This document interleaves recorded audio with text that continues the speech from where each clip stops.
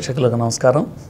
ఈరోజు మనం సంచారీ భావం అవి 33 అంటే నిర్వేదగ్లాని శంకాక సదాసోయమదస్య మహా ఆలస్యం చేయించేది ఆలస్యం ధన్యంచ చింతామోహ స్మృతి ధృతి అంటే ఇలాగా 33 అంటే ఈ భావాలన్నీ కూడా మనలో నిమిడి ఉంటాయి.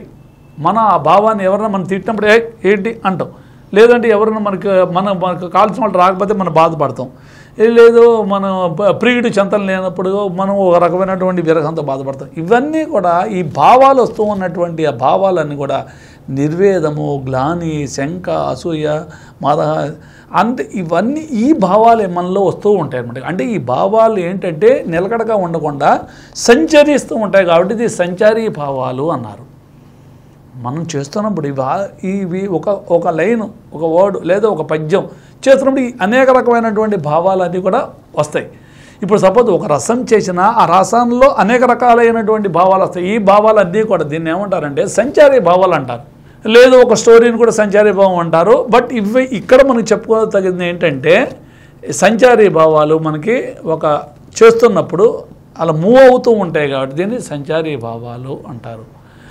సాత్విక భావాలు స్తంభ, స్వేదము, రోమాంచం, స్వరభంగం, అస్సు, ప్రళయం, వేపదు ఈ అలాగా మొత్తం 8 రకాలైనటువంటి భావాలు సాత్విక భావాలు. స్తంభ, స్వేదోదో రోమాంచ, స్వరభంగ, వైవర్ణం, అస్సు, ప్రళయం, వేపదు ఇలాగ 8 రకాలైనటువంటి ఈ భావాలు అంటే సత్వజనితమైనది సాత్విక భావం. సత్వము అనంటే మనసు నుంచి పుట్టింది. మరి అన్ని భావాలు మనసులోంచి పుట్టలేదా? అలా కాదు.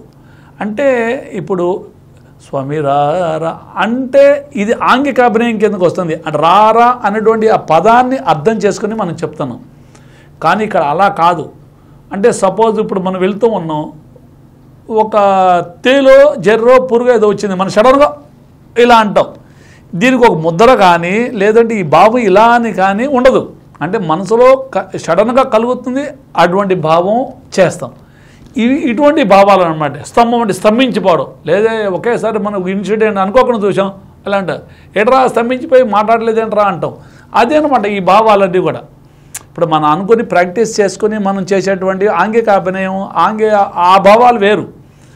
ఒక ముద్ర ప్రకారం అర్థం ప్రకారం మనం ప్రాక్టీస్ చేసుకుని చెప్తాం, అవి వేరు. ఇప్పుడు మత్సరమున్న మరి ఎంబుదిలో జొచ్చియున్న సోమకుదు ఇవి ఏంటంటే పదం ప్రకారం అర్థం ప్రకారం మనం చేస్తాం. దీన్ని కూడా భావం అంటారు. కానీ ఈ భావానికి సాత్విక భావానికి చాలా తేడా ఉంది. సాత్విక భావం అనేవి ఇప్పుడు సడన్గా మనలో కలిగే మనోవికార చేష్ట, ఇటువంటి భావాలనే మనం సాత్విక భావాలు అని అంటారు. అండ్ అది చెప్పాను కదా ఇందాక, ఇటువంటి స్తంభము, స్వేదము, చెమట పట్టిపోతుంది. ఎప్పుడైనా ఒకేసారి మనకి తెలియకుండా మనకి అవమానం జరిగిపోతుంది, అప్పుడు మనకి తెలియకుండా మనకి అవమానం జరుగుతుంది. లేదా గొంతు పేలవంగా అయిపోతుంది, గద్గద కంఠం, ఒకేలా సంతోషం ఎక్కువైపోతుంది, కళ్ళం నీళ్ళు కారుస్తూ ఉంటాం, వేపదు లేదా పెదవులు వణికిపోతూ ఉంటాయి. ఇది భయప్రకంపన కానీ ఆనందం కానీ సడన్గా వినడం, కొన్ని వార్తలు వినడం వలన కానీ ఈ శరీరం రోమాంచాన్ని ఎక్కపరుచుకుంటుంది కొన్ని విషయాలు. అదే చలిగా ఉందిరా కాదు, కొన్ని విషయాలు విన్నప్పుడు కానీ చూసినప్పుడు కానీ కలిగినటువంటి దుష్ట ప్రక్రియ అంటే మనుషుల్లో కలిగిన శరీర ప్రక్రియ అన్నమాట. సడన్గా నీ చేష్ట, ఇటువంటి వలన కలిగేటువంటి భావాలన్నీ కూడా సాత్విక భావాలు. అంటే దీన్ని మనం ఏం చెప్పుకుంటామంటే విభావము, అనుభావము అంటారు. విభావము అంటే కారణహేతువైనది. అంటే ఒక భావం చేయడానికి పిందని చెప్పే కదా, ఏదో ఇప్పుడే ఓ పాట పాడాను ఇందాక మత్సరం అని, ఈ పాట అది ఆ ఇన్సిడెంట్ అవన్నీ కూడా విభావం అవుతుంది. లేదంటే ఒక తేలు కనిపించింది మన చోట, లేదా ఒక పాము కనిపించింది, సడన్గా మనలో ఒక రకమైనటువంటి భావం, ఆ కనిపించినటువంటి ఆ వస్తువే పామే విభావము. అంటే మనం భావానికి కలగడానికి కారణహేతువైనటువంటి దాన్ని విభావము అంటారు. అనుభావం అంటే మనం ప్రాక్టికల్గా దాన్ని చూడడం వల్ల మనం ఏదైతే చేశామో అది అనుభవం అంటారు.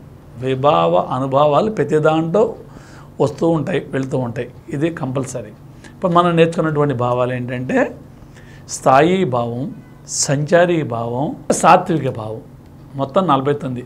అదే మరి 9 సార్ 33 అన్నారు, ఇదేమో 8 అన్నారు, మొత్తం 50 కదా అంటే 50 అంటే చెప్పే కదా ఇందాక, భావాలు కానీ రసాలు కానీ ఈ శాంతాన్ని చేర్చాల వాళ్ళు, అందుకని 49 అన్నారు.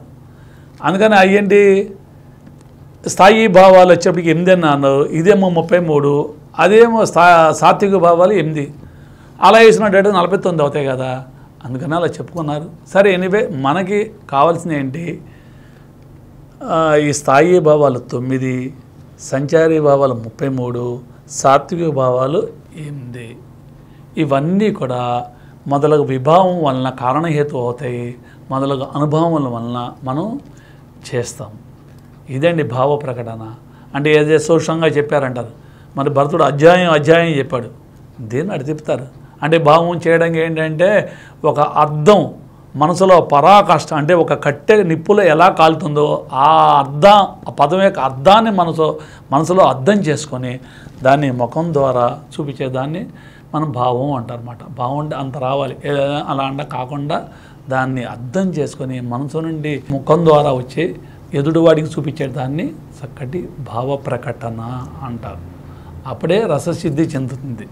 ఏదో మనం చేసే తాత్కాలికంగా భావం అవదు, అది మనస్ఫూర్తిగా కాయేన వాచి అన్నట్టు మనసేంద్రియానం అన్నట్టు అది చేస్తే.